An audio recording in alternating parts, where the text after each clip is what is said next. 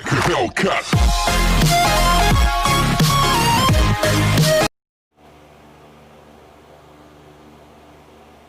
Hi guys, good morning. Ngayon, ituturo ko sa inyo kung paano gawing desktop ang inyong mga mobile devices.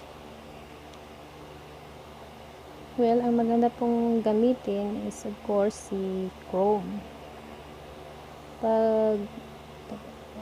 Ako kasi naka-install na, meron akong Chrome. So, pag wala po kayo, install lang po kayo ng Chrome. Punta lang po kayo sa App Store at i-install nyo. So, bubuksan ko si Chrome. And then, may nakikita po kayong tatlong dot. Pindutin nyo lang po yan.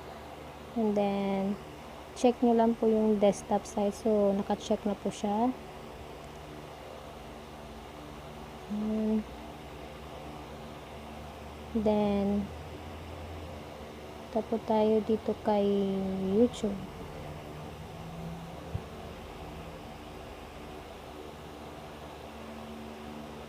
Ayan guys, naka-desktop mode na siya kasi pag hindi siya naka-desktop mode, yung youtube.com dito is may M siya, is stand for youtube.com. Ipapakita ko sa inyo kung ano guys, ano itsura nun. Let's say, tanggalin natin siya sa desktop site. Ayan, makikita nyo yan, youtube.com. So, mobileyoutube.com.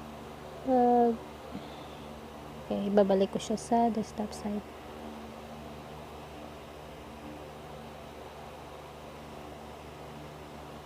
Ayan, so, hindi nyo nakita yung M, diba? So, kasi naka-desktop mode na siya. Maganda kasi to pag naka-desktop site siya, mas madali nyo makita yung mga analytics ng video nyo if you have a YouTube channel. Gaya nito. Guys, nag-loading na yan. Nakikita nyo siyang ganyan. Ganyan yung view niya. Pero pag naka mobile mode lang kasi siya, ganyan. Ganyan yung itsura niya. So, hindi nyo siya makikita ng ganun. So, mas better nasa desktop mode siya.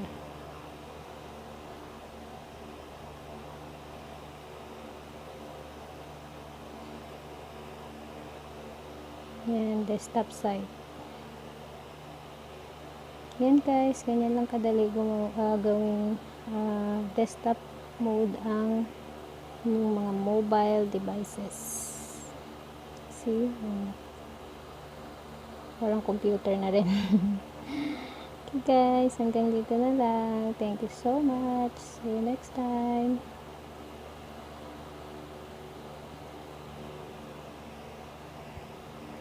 Hellcat.